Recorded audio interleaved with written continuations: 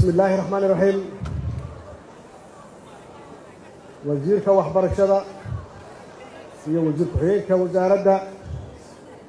وراها وزير هذا هكذا نجوجه اللي معنا الله ما أقل يشرف صله ودمياها قبل كبنادر وزير كحيك وزارة أرمها الدبدة وزير كحيك وزارة أرمها الدبدة الكطليانية دبلوماسيين هكذا نجوجه ذلك عن صاحبها النهي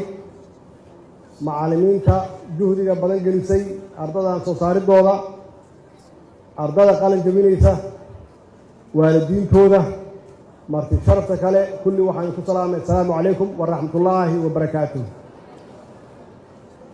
إله محله وما أنت سورة جلية إن هل كان سوري مانو مناسبة دان عن قال جميلة وصوك الدلني وعن ربائنا المهد عليو marti sharafta nooga timid dalal kale professorkii halkan ka aqrinayay khudbadda qiimaha badneed South Africa nooga yimid wasiir ku-xigeenka wasaaradda arrimaha dibadda dalka Talyaaniga iyo guud ahaan martida kale nooga timid meelo fog ardadii hore jaamacadda oo hadda dhalinyarada duqoodey ah ama dhalinyarada cuslaatay ah aan iraahdo oo iyaga naftigooda juhdi galiyay ee nagala soo qayb galaan oo ay arkaan dufcadii 20aad ee ka qalin jabisay jaamacadda ummadda Soomaaliyeed sidii loo dhisay aasaaskii jaamacadda ahna dufcadii koowaad ee qalin jabisay sidii uu burburka noogu dhacay xaqiiqatan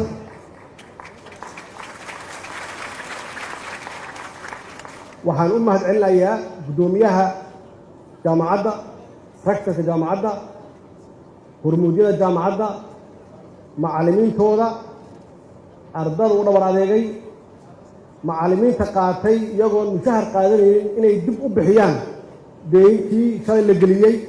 aad iyo aad yaan uga mahadcelinayaa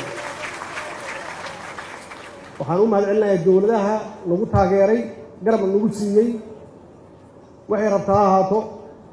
markay ugu yartahayna soo xasuustay hawad seeraadaan ee lagu tawarucay iyaga naftooda u mahadcelinaya iyo kuwa doonaya inay gacan naga siiyaan dhismaha jaamacadda ummadda waxaan ogahay ardadu inay geliyeen juhdi badan waqti badan dadaal badan inay geliyeen maantana ay mirihii ay guranayaan maanta oo ay qaadanayaan shahaadada u qalanta sida la sheegay ee tayada leh waxaan rabaa dardaaran inaan siiyo dhalinyarada ha ugu horeyso deyntii la geliyey bacdamaa aysan lacag ku dhigan jaamacadda inay dib ummadda Soomaaliyeed iyo society-ga ay dib ugu celiyaan ay ugu adeegaan dib u dhiska dalkooda iyo mujtamacooda dardaaranka labaad oo aan rabo inaan siiyo waxay tahay ardada maanta qalin jabisay waxay wajihi doonaan xaalado kala duwan waxay geli doonaan halgan nololeed waa garan karnaa 4 sano soo dhigteen 5 sano ka hor 6 sano ka hor go'aan ayay qaateen inay wax bartaan oo jaamacad aadaan oo maado ku takhasusaan waa u dhabar adeegeen way focus gareeyeen waxay lahaayeen hadafkoodii wuxuu noqday xaalad kasta oo lagu jiro 130kaas inay maanta noqdaan dufcaddii ugu horeysay oo qalin jabisay sidii dalka uu burburka ugu dhacay halgankoodu haddu bilowday halgankii nolosha page ama bog cusub yaa u furmay waxaan rabaa marka anigu waxaan rabaa inaan siiyo talooyinkaas waxay tahay qof walba oo dhameeyay jaamacadda waxaa laga rabaa inuu qorshe leeyahay waxaa laga rabaa inuu hadaf iyo goal leeyahay waxaa laga rabaa goolkaas uu leeyahay oo ahaa kii jaamacadda aad ku dhamayseen xaalado iyo duruufo adag dartood aad ku jirteen kani waa ka duwan yahay wuxuu ka duwan yahay waa mid mustaqbal ah waxaa la rabaa inaad qorataan qorshe 5 sano ah ama 10 sano ah oo aad leedahay 5 sano kadib xaggee adduunka ka joogaa, xaggee nolosha ka taagina, horumar intee la eg ayaan samayn doonaa. waa inay ku muuqato oo vision aad leedahay, goolna aad leedahay, oo aadan marnaba dhinac uga leexan, oo sida aad u bilowdo qorshahaaga inuu kugu dhammaado. waa xaqiiqa 10 sano ka bacdi qorshaha dhiganayso lamid ma tihid dalalka jiilkii ka horreeyey u shaqeeyeen. nasiib darro waxaan leeyahay jiilkii idinka horreeyey idinma shaqaynin. wax meel idin yaalla oo raggii hore ay u soo tiira tacabeeleen, ay u soo halgameen inaad dhaxalkeeda qaataan wax badan ma aha. oo ma odhan karo isku opportunity ama isku fursad ayaa tihiin dadyooga ama quruumaha ama dalalkaas aanan waxba ka burburin 30 sano oo maalin walba wax ku daraayay, oo dad wax baraayay, oo wax dhisaayay, society-goodana dejinayay, oo siyaasado xasilan oo nabad ah oo mustaqbal horumar cad leh carruurtooda idinkoo kale ah u jeexay. macnaheedu waxay tahay waxa aad qabanaysaan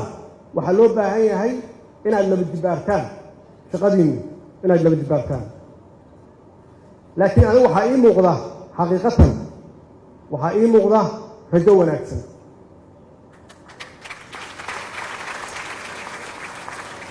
waxaa ii muuqda Soomaaliya inay noqon doonto waddan horumarkeedu ka horeeyo waddamo badan. waxaa ii muuqda waddan dhaqaalihiisu uu la tartami doono waddamadii aanan burburin. waxaa ii muuqda waddan ka faa'iidaysan doona khayraadkiisa dabiiciga ah, hadday tahay beeraha, xoolaha iyo kalluumaysiga iyo macdanta kale oo adduunka kale aan u suuq geyn doonno. waxaa ii muuqda inaan leenahay ama lahaan doonno dowlad xasiloon oo stable ah, oo dimuqraadiyad ah, oo barmoodgaraysa ama horumarisa xuquuqda qof kasta oo muwaadin uu leeyahay.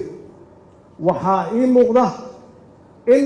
maalgashi shisheeye iyo kuwa Soomaaliyeedba ay imaan doonaan oo ay maalgashan doonaan Soomaaliya si ay u abuuraan shaqooyin, dhalinyarada idinkoo kale ah ay ugu abuuraan shaqooyin. waxaa ii muuqda Soomaaliya inay noqonayso waddan sharaf leh oo sumcad adduunka ku leh, oo carruurtooda mustaqbalkooda iyo horumarkooda ka shaqaysa yaa ii muuqda. sababtaan u leeyahayna waa idiin sharxaya, waa idiin sheegaya. Soomaaliya waxay soo martay marxalado kala duwan. ma aha inaan ilowno wixii la soo dhaafay iyo meeshaan taagannahay si aan u ogaanno meeshaan u soconno. waxaan soo marnay marxalado iyo xaalado kala duwan.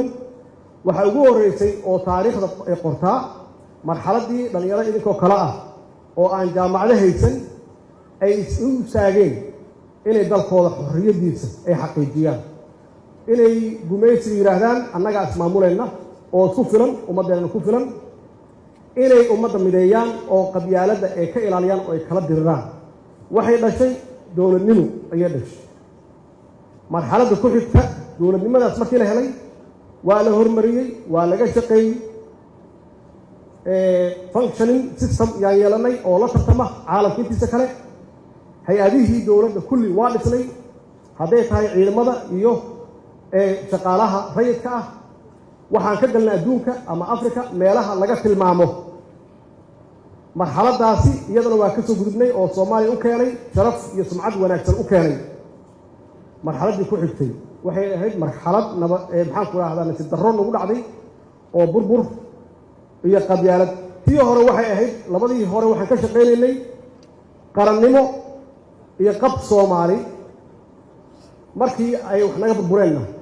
waxaan aadnay kala qaybsanaan iyo qabyaalad iyo burbur. waa marxaladdii saddexaad aan marnay. marxaladdii afaraad waa dib u soo kabashada recovery, oo aan dowlad dhisanno, haba naga dunto haddana aan kacno, ha dunto haddana aan kacno, ilaa hadda oo marxaladdii afraad aan gelayno oo aad nasiib u leedihiin oo meesha aan leeyahay rajaa jirta oo ah marxaladda soo socota. waa marxalad horumarinta dalka aan ka shaqaynayno bacdamaa aan khibrad u leenahay, xaaladuna ay noo degan tahay. marxalad horumar marka laga shaqaynayana waxaa loo baahan yahay dowlad degan yaa loo baahan yahay. dowlad ka shaqaysa oo degan ayaa loo baahan yahay maxaa yeelay haddii dowladdu aysan deganeyn dalku uusan deganeyn arday walba oo soo baxa fursadahooda waa yar yihiin maxaa yeelay dowladda laga rabaa inay keento siyaasad dhaqaale oo lagu maalgashado siyaasad shaqo abuurid inay keento yaa laga rabaa waxaa laga rabaa siyaasad kasta oo adduunka soomaaliya ay u tusayso soomaaliya inay tahay meel wanaagsan oo cid walba ay maalgashan karto inay abuurto macnaheedu waxay tahay dowladdaasi waa haysataan hadda ma isfaaninayno isma faaninayno dowlad wanaag iyo honest government wax la yidhaahdo dowlad daacada weeye waxa hadda jirta oo aan idinkugu diyaarinayno qof walba oo soomaaliya aan u diyaarinayno mustaqbalka dowladdan iyo shacabkooda inay isla jaan qaadaan marka aan isla jaan qaadno marka meeshaas way meeshaan ka arkaayo 10 sano 5 sano kadib soomaaliya inay noqon karto wadamada ugu wanaagsan ee afrika ugu wanaagsan waxaa intaas dheer dowlad wanaag keligeed iyo honest government iyo dowladda caada keligeed waxba ma tartee waxaa aasaas u ah wada shaqayn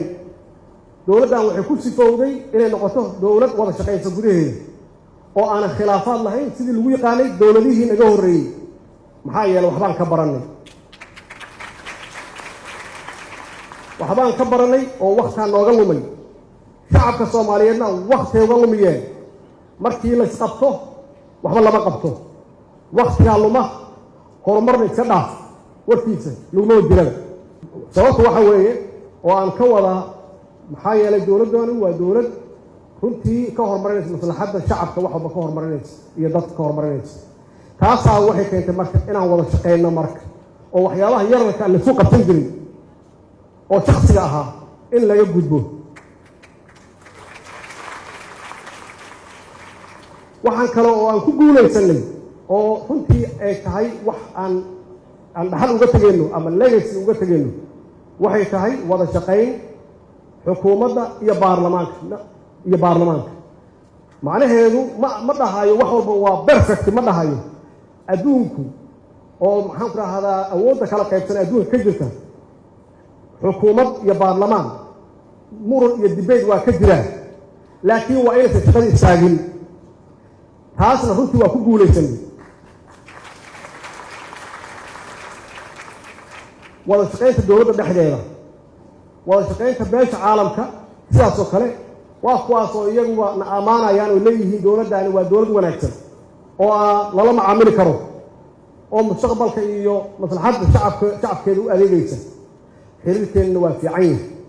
xiriirka gobolka geeska africa sidaas oo kale isaguna waa fiican yahay waa jiraan meelo culays isaga jiraan meelo culays ka jiraan waa jiraan iyadana waa ka gudbinaha insha allah haddaan anagu isku duubannahay waa ka gudbinaha insha allah maamul goboleedyada iyaga nafsigoodu qof walba si ha u arko waa qayb ka mid ah dibeedka socda oo dowladnimadeenna ay ku dhismayso oo aan ku fasirayno muxuu yahay federaal iyo muxuu yahay confederate annaga waxaan aaminsannahay inkastoo qaarkood ay nagu dacaayadeeyaan ay yidhaahdaan dowladda dhexe waa dowlad centrista ah waa dowlad awoodda rabta inay qaadato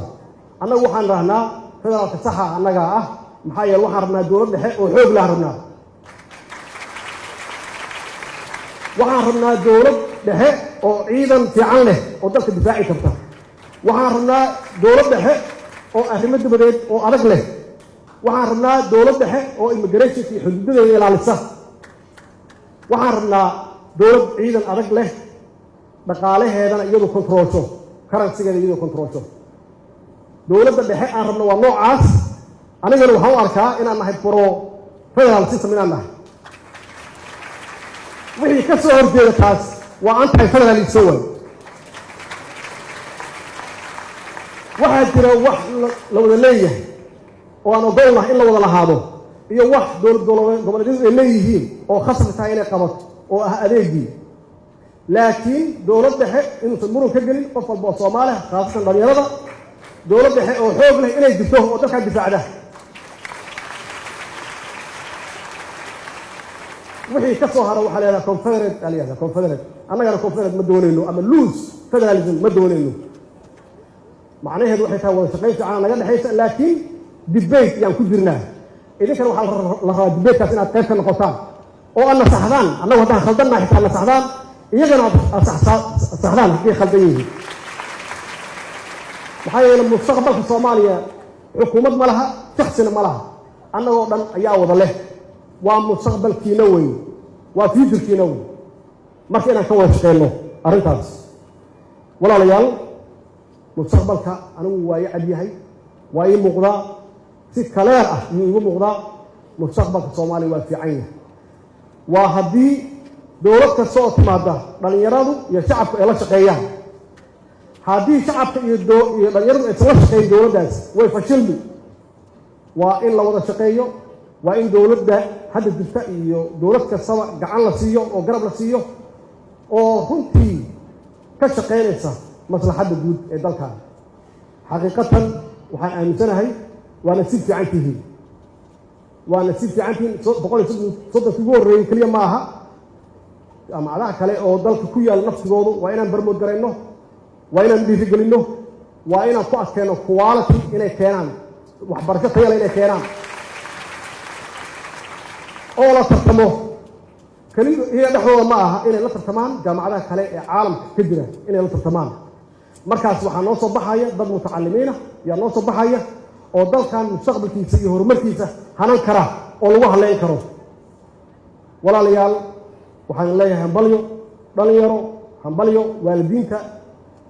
runtii geesinimada leh oo inta aan sheegnay aanan fiirin oo runtii gacan idin siiyey intay idin siin karaan systemkana jaamacaddana gacan siiyey waalidiinta aad iyo aad yaan uga mahad celinaya geesinimadooda iyo macallimiinta insha allah waxaan idin rajeynayaa mustaqbal wanaagsan waxaan idin rajeynayaa horumar waxaan idin rajeynayaa inaad dalkiina u shaqaysaan ummaddiina u shaqaysaan wasalaamu calaykum waraxmat ullaahi wabarakaatu